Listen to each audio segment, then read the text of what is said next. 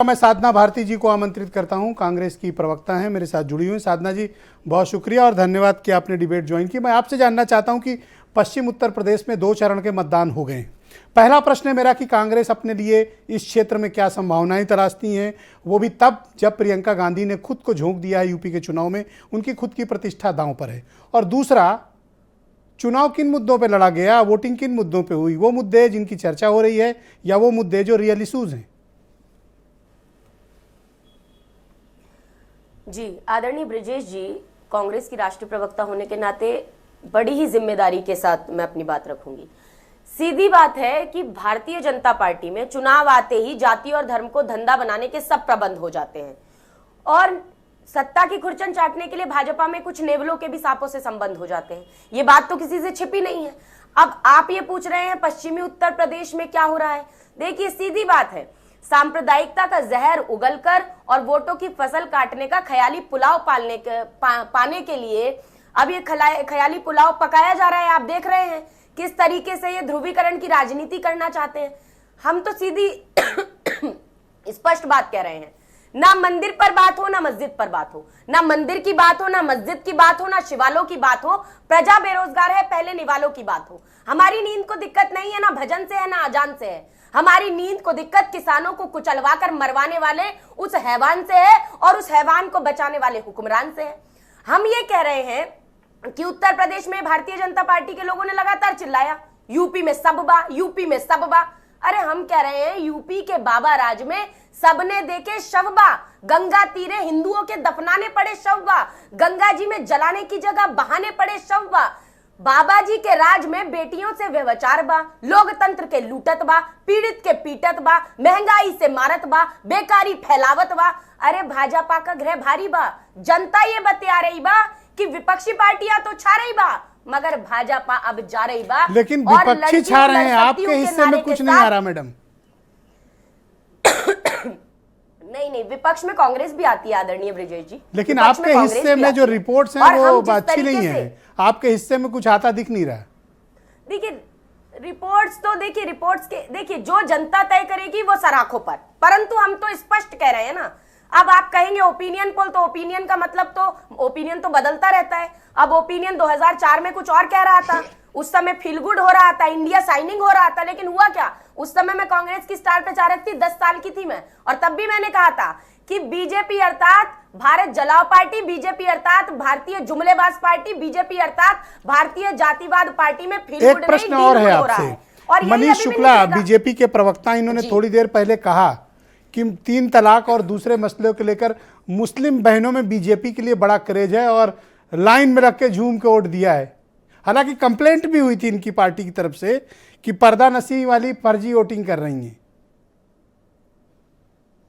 देखिए, ये तो सीधी बात है कि मैंने कहा ना, विकास, महंगाई, बेरोजगारी, आजादी के बाद पहली बार पेट्रोल डीजल 100 के पार, महंगाई की मोदी मार, महंगाई की योगी मार। लगातार इस तरीके के मुद्दे कहीं उठ ना जाएं, उन्हें दबाने के लिए कभी हिजाब और किताब का द्वंद्व फैलाने का काम करते हैं। और तो और आपको मैं एक जरूरी बात और बता देती हूं, भारतीय जनता पार्टी के विधायक हैं टी राजा लोध, वो जाकर भाषण देते हैं तो क्या कहते हैं कि यूपी में रहना है तो योगी योगी कहना है। अगर आपने वोट नहीं दिया योगी को तो बुलडोजर तैयार रखे, सभी के घरों पे बुलडोजर फिरवा दिए जाएंगे, चिन्हित करके रखा हुआ है। इस तरह की धमकी देकर लोकतंत्र को लूटतंत्र बनाने का काम किया जा रहा है। चुनाव आयोग ने क्या संज्ञान लिया मुझे नहीं पता, परंतु इन पर कार्रवाई होनी चाहिए, ये तो जरूरी है। ये लोकतंत्र को लूटतंत्र बनाने का काम करते हैं, ठोकतंत्र बनाने का काम करते हैं, धमकाने का काम करते हैं। और एक अंतिम बात कहूंगी, आपने महिलाओं की बात की, मैं ये पूछना चाहती हूँ, मानती हूँ पूरे आदर और सम्मान के साथ कि हमारे देश के प्रधानमंत्री जी ने बेटी बचाओ और बेटी पढ़ाओ की बात करते हुए जबान फिसल गई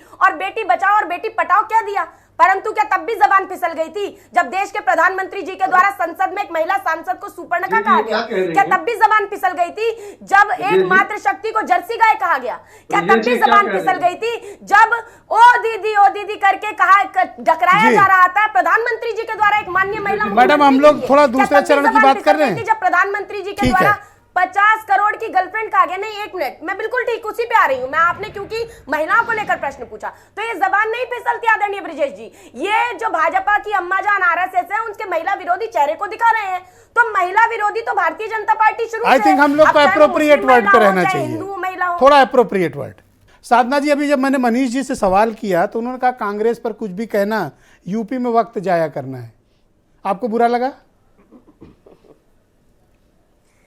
नहीं, मुझे बुरा नहीं लगा। मुझे बड़ी दया और तरस आ रहा है भारतीय जनता पार्टी के प्रवक्ता जी पर कि इतना अहंकार और इतना दम कि जब जवाब देते बन ही नहीं रहा तो कुछ भी बोल दीजिए। तो मैं इतना ही कहूंगी कि अहंकार में 3 गए, धन वैभव और वंश, और ना मानो तो देख लो रावण, दुर्योधन और कंस। और वही हालत आपकी होने वाली है। सत्ता से सुपड़ा साफ होने वाला है, सत्ता से सड़क पर आने वाली है भारतीय जनता पार्टी। दूसरी बात, आपने मुझे कहा, जब मैंने पिछली बार बोला कि थोड़ा अच्छे शब्दों का मैं प्रयोग करूं, मैंने क्या कहा था? मैंने कहा था भाजपा की अम्मा जान है आरएसएस। अम्मा जान तो बहुत, मुझे लगता है, आदर और सम्मान का शब्द है। हमारे सनातनी में हम माता जी कहते हैं, मैया कहते हैं, देवी कहते हैं। तो मुझे लगता है अम्मा जान बोलना गलत तो नहीं है, और सच्चाई है कि अम्मा जान है। बस हम महिला एक्चुअली इस तरह के विषय पे मैं डिबेट करता नहीं, तो इसलिए मैंने आपसे कहा कि हम लोग कोर इश्यूज पे बात करें। चलिए को कहने दीजिए। हाँ, नहीं, और इश्यूज पे ही बात करती हूँ मैं। सबसे पहली बात मैं कहती हूँ, नहीं आदरणीय मनीष जी, ऐसे अच्छा नहीं लगता। Manish ji please, Manish ji please, no running commentary please. Yes Sadhana ji please go ahead. इनको कहने दीजिए, चाहे जो ना, मैं उस लाइन पे जाने ही नहीं दूंगा। बुलंदशहर जो पश्चिमी उत्तर प्रदेश में ही आते हैं जी, उत्तर प्रदेश में ही, पश्चिमी उत्तर प्रदेश में ही बुलंदशहर है। उसके छतारी थाना के अंतर्गत धौरव एक गांव है। उसमें 21 जनवरी 2022 को हाथरस जैसा रेप कांड हुआ, जिसमें रातों रात हिंदू संस्कृति के विरुद्ध एक बच्ची के शव को जला दिया गया। लोधी समाज की वो बच्ची थी। जब वोट मांगने जाते हैं तो ये जात बिरादरी के नाम पर वोट मांगते हैं, लोधी लोधी चिल्लाते हैं वोट के लिए। अमित शाह जी गए प्रचार करने, लेकिन भाई क्यों नहीं गए उस लोधी बच्ची के घर? क्या वो हिंदू की बेटी नहीं थी? आदरणीय प्रियंका गांधी जी गई, लेकिन ये नहीं गए क्योंकि ये महिला विरोधी हैं। दूसरी जरूरी बात, हमने उन्नाव में टिकट दिया है, उन्नाव पीड़िता की माता जी को हमने। अगर ये उन्नाव के कुकृत्य पर, बलात्कारी कुलदीप सेंगर पर इतना सा भी प्रायश्चित करना चाहते हैं तो निर्विरोध जिता देना चाहिए उन्नाव पीड़िता की माता जी को। लेकिन उल्टा इन्होंने क्या किया कि जब जिला पंचायत अध्यक्ष के लिए प्रत्याशी खड़ा करना था तो उस समय उन्नाव पीड़िता के पिता की हत्या का जो मुख्य आरोपी रहा कुलदीप सेंगर का दोस्त, उसको इन्होंने टिकट देने का काम किया। ये इनका महिला विरोधी चेहरा है। तीसरी बात मैं कहूंगी, इन्होंने, आपने क्योंकि कहा मुस्लिम महिलाएं किसको वोट करेंगी या कौन किसको, जी बिल्कुल अंत में इतना कहूंगी कि सीधी सीधी बात का जवाब दे दे कि अगर ये महिला हितैषी हैं तो संजय निषाद जी के साथ इन्होंने ठगबंधन किया है उत्तर प्रदेश में। संजय निषाद जी ने कहा था कि भगवान राम जी दशरथ के पुत्र नहीं है। क्या ये मानते हैं कि माता कौशल्या के सतीत्व पर प्रश्न उठाना सही था? क्या ये भी मानते हैं कि राम जी दशरथ के पुत्र नहीं है? अगर मानते हैं तो फिर इनका राम भक्ति का जो भी ओके मनीष जी, मैं आपको 30 सेकंड देता हूँ, गो अहेड, आप इनको रिप्लाई दें। थैंक यू साधना जी, शुक्रिया आपका।